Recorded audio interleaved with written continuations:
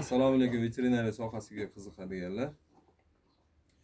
Bugun mana hamma hayvon egalari qiziqadigan va ko'pchilik rioya qiladigan narsa bu mavsumiy hayvonlarni digilmatizatsiya, vitaminizatsiya va antibiotik profilaktik chora-tadbirlarni olib boramiz. Hozir mana bizning Buroq klinikamizda bizning Buroq veterinar mutaxassislar tarafidan qanday bu ish amalga oboriladi. Bizda maxsus veterinarlar uchun ishlab chiqarilgan shpris avtomatlarimiz bor. Dozirovkasi hammasi o'z joyida. Hozir bir namuna sifatida ko'rsatib beraman. Muskul orasiga, muskul. Bu antibiotik ko'p qo'llaniladigan. Muskul orasiga jo'natish qulay.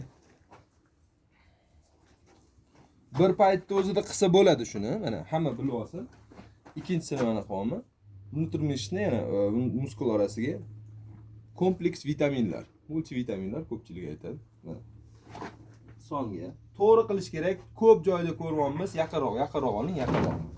Ko'p joyda ko'ryapmiz, mamatidan, bo'tidan uradi. Yo'q, mana muskul orqa songa, muskul orasiga, ichki taraf, tashqi tarafiga ham qilish mumkin mana. Bismillah.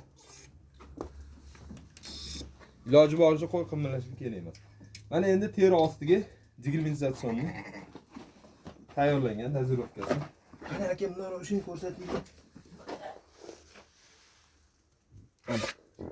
Har bir qo'yga nima qulaylik, oldin shprisda tortamiz, boshqa qilamiz. Qulaylik tarafi bor. Biz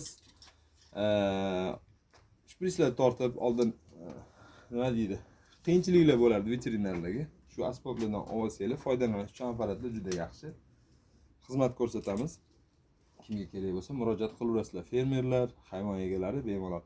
Bitta qo'yga uzog'i bilan egasi ham. Qiynaldingizmi, qiynalmaydingizmi ushlab turgani hozir? Yo'q, qiynalganim. Ya mana ko'rib gapimni bilan ko'rsinda. Qiynalganim yo'qmi? Vaqt ketgan bo'lsa uzog'i bilan 1 minut vaqtimiz ketadi. Sifatli, aniq, tez bajariladi ishlar. Murojaat qilinglar.